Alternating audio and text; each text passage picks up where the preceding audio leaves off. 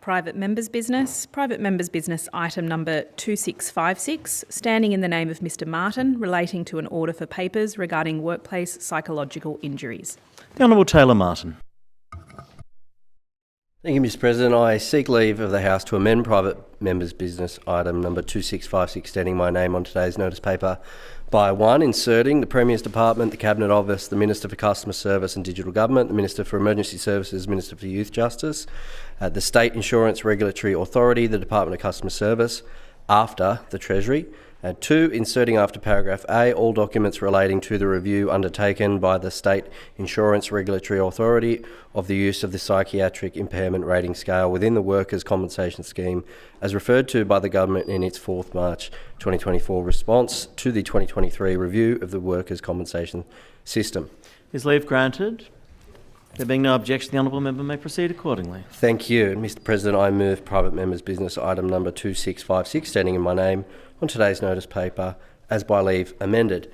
Mr President, as much as this motion is intertwined with the Workers' Compensation Scheme changes proposed by the Labor Government, it is worth taking some time today to go over one of the unresolved issues which we will need to resolve, in my opinion, likely next year, and that is namely the question of replacing the current PIRS and WPI methodology of assessing those with a psychological injury. Currently in New South Wales, it is the Psychiatric Impairment Rating Scale, the PIRS, that is mandated for assessing permanent impairment for the purposes of a workers' compensation claim.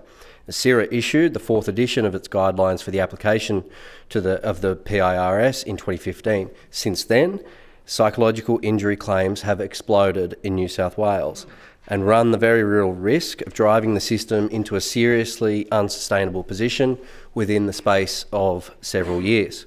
In fact, it's so outdated and under-examined that on the CIRA website, a state government website complete with the Waratah that sets out the current guidelines, it actually has links to websites that don't even work and don't exist anymore. In fact, it refers to the 5th edition of the AMA guidelines when so many other jurisdictions, including the Australian federal government and many states in the USA, now rely on the updated 6th edition, particularly Chapter 14, which addresses psychiatric impairment.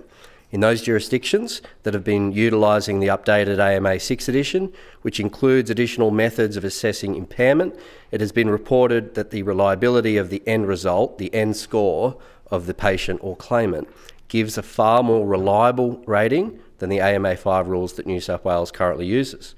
I'm advised that the updated rules are around 50% more reliable, which helps significantly when appeals are lodged or challenges end up in court. Furthermore, I am advised that the time taken to get the rating via the AMA 6 rating can take another 50% to 100% more time taken by the psychiatrist in an appointment due to the added criteria. Now, if we are arguing that the current scheme has too much fraud and too many legal challenges, and the resources taken up by all of this work around the issue and not actually addressing genuine cases, wouldn't moving to a newer, more comprehensive system of assessment go a long way to fixing this system? It's abundantly clear that this system, as it currently stands, is not fit for purpose, and no tweaking of the current WPI figures under the existing system will actually do justice to those who go to work and come home permanently impaired, catatonic or suicidal in some instances. This is the system that we are relying upon to adjust how payments will be made going forward. This is the system that the foundation of the workers' compensation reforms, which we have been debating for most of this year, are unfortunately it's now descended into a stalemate over which the percentage WPI under the old system, the current system, should be agreed on in this place. New South Wales has the option to update to the newer, more detailed guidelines. Yes, it will likely mean more time taken by a psychiatrist to assess, but it can result in a much more accurate rating and weed out fraudulent cases, which are obviously costing this state and its employers so much. It isn't an easy implementation to make, but something has to change. Now, obviously, I'm no expert, hence why this motion requests documentation in the possession of the government in order to inform us all on what any future updates may look like so that we can urgently begin that work. Thank you. Thank you very much. The Treasurer.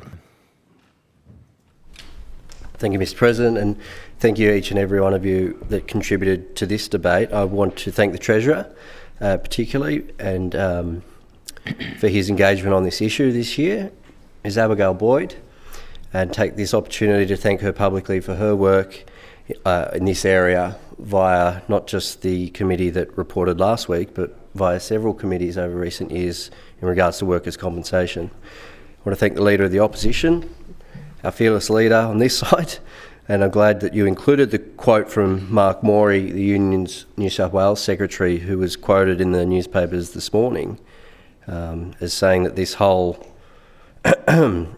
proposal is, and I quote, arse about. And unfortunately, I have to agree.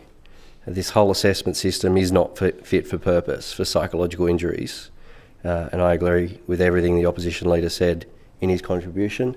And I want to thank the Honourable Mark Latham, a former federal leader of the Labor Party, here lecturing the Party of the Workers about protecting workers. And I'm sure we'll hear much more about all of this, if not tomorrow, then next week. Thank you. The question is the motion of the Honourable Taylor Martin be agreed to. All those of that opinion, please say aye. To the contrary, no. I think the ayes have it. The ayes have it. The clerk